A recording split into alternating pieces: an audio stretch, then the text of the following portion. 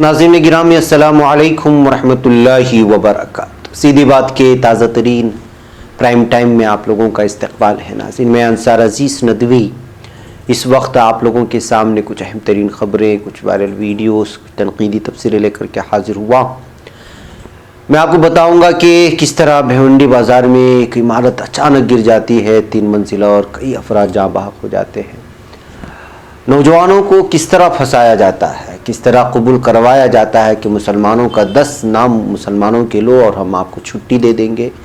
ये दिल्ली फसादात के सिलसिले में आ रही एक अचंभे में डालने वाली खबर है, तशवीशनाक है। सहाफ़त के तालिब इल्म को मेरठ में गोकशी के नाम पर फंसाने की कोशिश की जा रही है। मिस्र में एक ज़बहशुदा बच्चे की पैदाइश का एक अनोखा वाक़या पेश आया, मैं भी वो आप लोगों के सामने रखूँगा। उमर खालिद की गिरफ्तारी के पीछे असल साजिश क्या है, 2 वीडियो वायरल हैं, वो भी मैं आपके सामने रखूँगा और कतर की भी बात करूँगा। उससे पहले आप लोगों को इत्तला कर दूं कि जिन अहबाब ने हमारे चैनल को सब्सक्राइब नहीं किया है वो सब्सक्राइब कर लें, हमारी वीडियोस को 200 तक पहुंचाने में हमारी मदद करें, लिंक को शेयर करें, इदारे को मजबूत करना हर किसी ना भूलें। एक हंगामी सूरत हाल में अचानक सफ़र होने की वजह से हम 2 दिन प्राइम टाइम आप लोगों की खिदमत हाजिर नहीं कर पाए। हम उसके लिए आप लोगों से माज़रत चाहते हैं।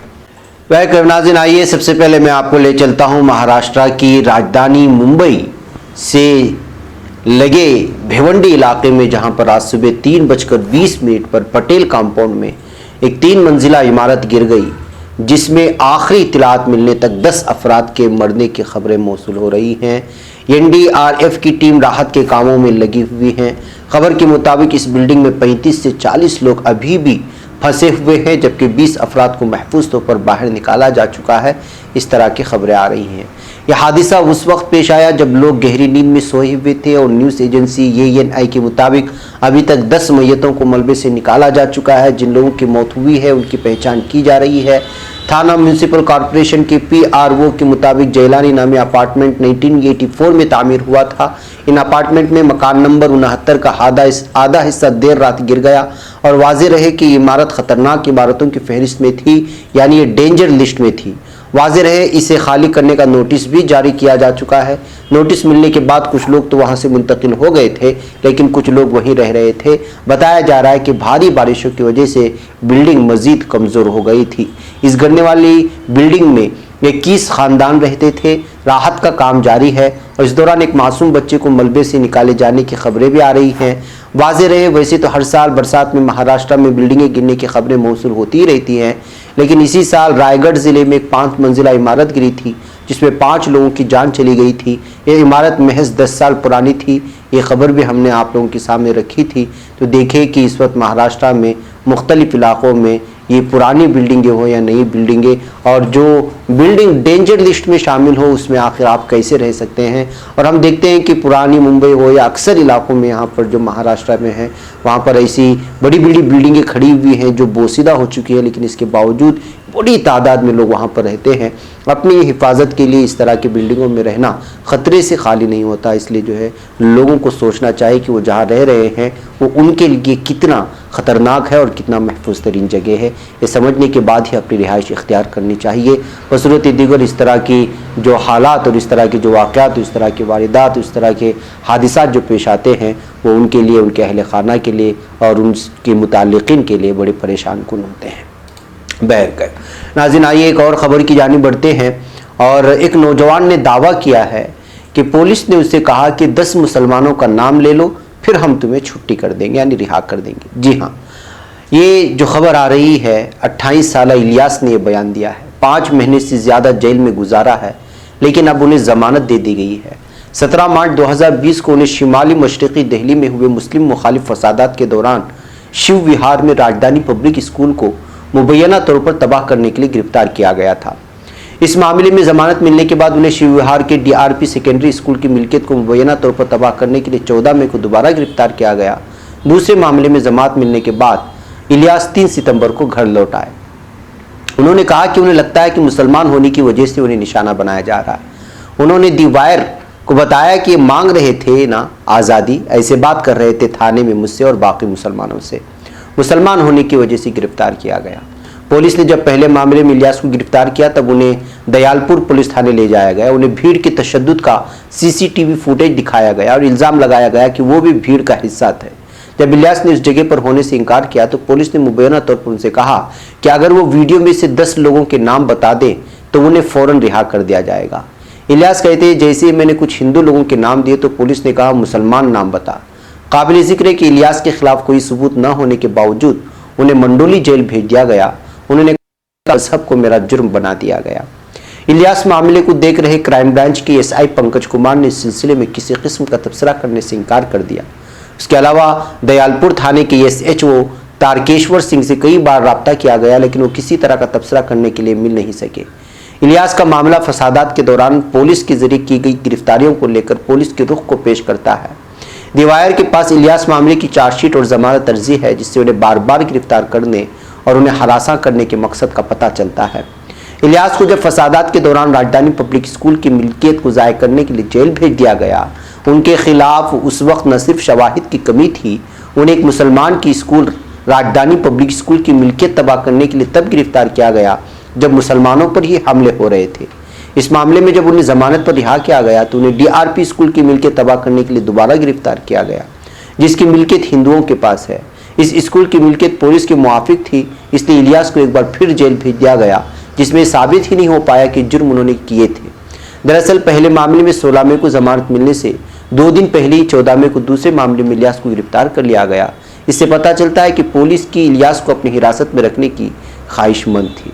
यानी कि अलग अलग अंदाज में ये रिपोर्ट बहुत लंबी है नाज़रीन, मैं आपको मुख्तसर में बताऊं कि असल में क्या वजह निकल कर के सामने आती है कि एक मुसलमानों को खुद मुसलमानों की स्कूल जलाने के लिए या फिर उसके बाद जब उसमें नाकाम होते हैं तो हिंदुओं की स्कूल को जलाने के लिए फंसाया जाता है। और जब उसको पता चलता है जिस वीडियो में उसका चेहरा भी नज़र नहीं आता, कोई सबूत नहीं मिलते, तो फिर उसे लालच दिया जाता है कि आप रिहा होना चाहते हैं तो 10 मुसलमानों के नाम बताओ। तो ये किस तरह की हालात बनाए जा रहे हैं, पैदा किए जा रहे हैं और पुलिस किस तरह का रवैया इख्तियार कर रही है मुसलमानों के साथ। बिलखुसूस दिल्ली फसादात के बाद दिल्ली पुलिस का चेहरा पूरी तरह से मुतासिब होकर के सामने ज़ाहिर हुआ है। इस बात से अंदाज़ा लगा सकते हैं कि इस वक्त जमहूरियत, क़वानीन और सेकुलरिज़म न जाने किन किन चीज़ों की क़स्में खाने वाली पुलिस इस वक्त जो है पूरी तरह से मुतासिब बन चुकी है। इसी तरह नाज़रीन, गुज़श्ता 7 सालों से दिल्ली में रह रहे सहाफ़त के तालिब इल्म ज़ाकिर अली त्यागी मेरठ अपने गांव गए थे। गुज़श्ता 25 अगस्त की दोपहर उन्हें गौकशी के खिलाफ कानून के तहत गिरफ्तार कर लिया गया था। गौकशी के इल्ज़ाम में 16 दिनों तक हिरासत में रखने के बाद 6 सितंबर को रिहा किया गया। ज़ाकिर का इल्ज़ाम है कि बीजेपी कारकुनों के थाने में मुजाहरे के बाद दबाव की वजह से पुलिस ने झूठे इल्ज़ाम में गिरफ्तार किया। ज़ाकिर पुलिस की उन इल्ज़ामात पर सवाल उठाते हुए दीवायर से बातचीत में कहते हैं, अगर पुलिस किसी शख्स को किसी भी जुर्म में गिरफ्तार करती है तो इसे इल्ज़ामात के बारे में बताया जाता है, लेकिन मेरे मामले में ऐसा बिल्कुल नहीं हुआ। 25 अगस्त की दोपहर मेरठ पुलिस सीधे मेरे घर पहुंची और मुझे गिरफ्तार करके अपने साथ ले गई। वो कहते हैं, पुलिस ने सिर्फ मेरा नाम पूछा और मुझे गिरफ्तार किया। मैं और मेरे घर वाले पूछते रहे कि आखिर किन इल्ज़ामात में मुझे गिरफ्तार किया जा रहा है, लेकिन पुलिस ने कुछ भी नहीं बताया। ज़ाकिर को मेरठ के पार गश्तगढ़ में अपने एक आरिजी जेल में बंद किया गया। उनका कहना है कि जेल में उन्हें पता चला कि उन्हें गौकशी के इल्ज़ाम में गिरफ्तार किया गया। इस मामले में दर्ज एफआईआर के मुताबिक मेरठ के पारगश्तगढ़ थाने के बड़ा गांव में शिकायत गुजार मनेश्वर के खेत से गाय की हड्डियां यानी बाक़ियात बरामद किए गए थे, जिसके बाद नामालूम एफआईआर दर्ज की गई। उसके बाद शक की बुनियाद पर गिरफ्तारियां की गई। ज़ाकिर का कहना है कि जब नामालूम एफआईआर दर्ज की गई थी तो किस बुनियाद पर पुलिस ने गिरफ्तारियां की, पुलिस की गिरफ्तारी की बुनियाद क्या रही। इस मामले में मेरठ के पारगश्तगढ़ थाने के एसएचओ मिथुन दीक्षित ने दीवार को बताया, ज़ाकिर अली को दरअसल मुखबिर की इत्तिला की बुनियाद पर गौकशी के इल्ज़ाम में गिरफ्तार किया गया था। हमारे मुखबिर ने खबर दी थी कि इस मामले में ज़ाकिर अली भी जुड़े हुए हैं और हमने उनके घर से एक थैले में मवेशी काटने के औजार भी बरामद किए थे। घर से मिले औजारों के इल्ज़ाम पर ज़ाकिर कहते हैं, मेरे घर से कोई औजार बरामद नहीं हुआ। दरअसल पुलिस ने जेल भेजने से पहले मुझसे थाने में पहले से रखे एक थैले पर साइन कराए थे। इस थैले में चाकू, छुरियां और कुल्हाड़ी वगैरह रखे हुए थे, यानी मुझे फंसाने के लिए पुलिस ने पहले से ही औजारों का खाका तैयार किया था। ज़ाकिर के इल्ज़ामात पर एसएचओ मिथुन दीक्षित बताते हैं, जिस दिन ज़ाकिर को गिरफ्तार किया गया उसी दिन तलाशी में उसके घर से थैले से औजार बरामद किए गए, जिसे हमने अदालत में पेश भी किया। अब ज़ाकिर और उसके घर वाले क्या कर रहे हैं उससे हमें कोई लेना देना नहीं है, पुलिस ने बस अपना काम किया है। ये होता है किस तरह फंसाया जाता है पुलिस अफसरान की जानिब से। ये दोनों खबरें आप लोगों के सामने हैं। ये सारी चीज़ें आप लोगों के सामने रखने का मकसद है कि आप अपनी आंखें खुली रखें और बताएं कि क्या हो रहा है मुस्लिम नौजवानों के साथ। कोई भी वजह नहीं होती, लेकिन अचानक गिरफ्तार करके ले लिया जाता है। नाज़रीन, आइए एक और ख़बर मैं आप लोगों के सामने रखूं। मिस्र के अस्पताल में ज़बाशुदा बच्ची की पैदाइश का एक अनोखा वाक़या पेश आया है। मिस्र में नाकाबिले यकीन तौर पर एक ऐसे बच्ची की पैदाइश का वाक़या पेश आया जिसका गला कटा हुआ था और एक आंख भी जख्मी थी। यह वाक़या मिस्र की अल अक्सर गवर्नरी में अरमंत अस्पताल में पेश आया। डॉक्टर, बच्चे के वालिदैन और दीगर लोग इस अनोखी पैदाइश पर हैरान हैं। अस्पताल में शोबे अमराज तिब और अमराज निस्वा के सरबराह डॉक्टर मोहम्मद इज़्ज़ुद्दीन ने इंकिशाफ किया है कि ज़चकी की तकलीफ का शिकार एक खातून को अस्पताल लाया गया है। इसकी ज़रूरी टेस्ट कराए गए और उसकी खुसूसी तौर पर देखभाल की गई है। उन्होंने ये भी कहा कि बच्चे की पैदाइश के बाद डॉक्टर मोहम्मद शुक्री, जिन्होंने ऑपरेशन अंजाम दिया, उन्होंने बच्चे की जिल्द में दरारें देखी, लिहाजा से जांच और तशखीस के लिए बच्चों की इंतहाई निगहदाश्त वाले वार्ड में भेजा गया। पता चला कि केस जिल्द के फटने का नतीजा है। बेकैफ नाज़रीन, इस तरह के अनोखे वायदात और इस तरह पैदाइशी की खबरें सामने आती रहती हैं। उन्हीं तमाम तर खबरों में एक अनोखी खबर है जो लोगों के सामने लाई गई है। नाज़रीन, कतर की खबर मैं आप लोगों के सामने रखूँ। इस वक्त के कतर ने कहा है कि फ़िलिस्तीन से उनके बरादराना ताल्लुकात ख़राब करने की कोशिशें की जा रही हैं, लेकिन कतर का मौक़िफ़ बरकरार है। फ़िलिस्तीनियों को उनके हकूक़ दिलवाने के लिए किसी कोशिश से गुरेज नहीं करेंगे। इसराइली कब्ज़ा ख़त्म होकर आज़ाद फ़िलिस्तीनी रियासत क़याम, जिसका दारहुकूमत बैतुल मक़दिस हो और मुहाजिरीन को वापस आने दिया जाए, यही कतर का मौक़िफ़ है और इसी को कबूल करेगा। वज़ारत ख़ारिजा की जानिब से, कतर की जानिब से आया हुआ ये ताज़ा बयान है। नाज़रीन गिरामी, आइए इस वक्त एक और वीडियो मैं आप लोगों के सामने दिखाना चाहता हूँ। ये वीडियो आ रही है, ये जालिम इसराइली फ़ौज है जो गरीब फ़िलिस्तीनी के ठेले से फ्रूट चोरी करके ले जा रहे हैं और ये वीडियो इस वक्त बहुत ज़्यादा वायरल हो रही है। कार में बैठे किसी शख्स ने इस चोरी करने के मंज़र को ले करके जो है पूरी तरह से वायरल कर दिया है। आप अंदाज़ा लगा सकते हैं, ये है जालिम इसराइली फ़ौज जो इस वक्त वीडियो बहुत ज़्यादा वायरल हो रही है। नाज़रीन, एक और वीडियो है जो मुझे आप लोगों के सामने दिखाना है, एक बच्ची की जो कुरान पढ़ते वक्त, कायदा पढ़ते वक्त जो है अपने उस्ताद से बहस कर रही है और ये वीडियो बहुत ज़्यादा वायरल हो रही है क्योंकि मासूमाना अंदाज में वो ख़ुद उस्ताद को डांट भी रही है और जो सबक याद नहीं हुआ है उसके लिए अलग अलग बहाने पेश कर रही है। तो उसको जो है यहाँ पर पेश करने की कोशिश हो रही है। मैं चाहता हूँ कि इस वीडियो को आप देखें, अपने मूड को जो है थोड़ा खुशगवार बनाएं। मुझे इजाज़त दें। अस्सलामु अलैकुम रहमतुल्लाहि व बरकातुहू।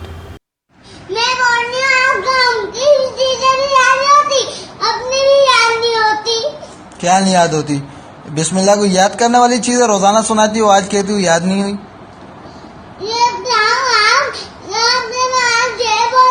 हम बोलते मामा ने याद नहीं कराया और आप ये बोलते मामा ने आज याद कराया, हम बोलते हाँ।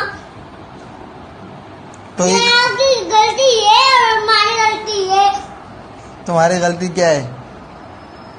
जो हम बोलते हैं आप वो बोलते हैं, आपकी गलती है, आपकी गलती वो है, हमारी गलती वो है। आपने भी सब कुछ जानना होता है ना, हम अपनी गलती बताते, आप अपनी गलती नहीं बताते हमको। मेरी बात सुनो। आज हम मामा से पूछ रहे थे कर्जा कब है, हमको उसका याद आ रहा है, हमको याद ही बता नहीं आ रहा, इतनी देर बाद हमको हम याद नहीं करते ऐसे। मामा ने तैयारी का गाड़ी कर ली था। तो आज मैं थोड़ा लेट हो गया ना, क्या हुआ? काश रात को बुखार था इसलिए लेट हो गई है ना काश। आज ये कल का सबक है ना, कल सुनाना था ना ये। हाँ। तो मैं कल आया था, कल बारिश हो गई थी ना, तो फिर ये तो कल सुनाना था आपको आज, और ये आप सुना रही हो आज। आपको तो बिल्कुल आज पानी की तरह याद होना चाहिए था। मेरी बात सुनो, आप कल जल्दी आ जाते ना बारिश से पहले। मुझे क्या पता बारिश हो जाएगी? आपको पता होना चाहिए। हाँ भाई, मैं कोई को याद होता है, छोटा को याद नहीं होता। नहीं, क्या मैं फरिश्ता हूँ? क्या मुझे पता होगा कि बारिश होने वाली है तो पहले जाऊं? नहीं तो। हाँ, नहीं वो। तो फिर मैं तो आ रही था ना। बारिश और तेज हो गई। क्या आपको अच्छा लगता है कि कारी साहब बारिश में डूब जाए? आज आप बारिश में डूबे डूबे कल आ रहा था ना, तो फिर डूब जाता, फिर अच्छी बात थी, खुश होती तुम। और तुम मेरे को सुनाए पे सुनाए जा रही हो। ये कल का सबक है।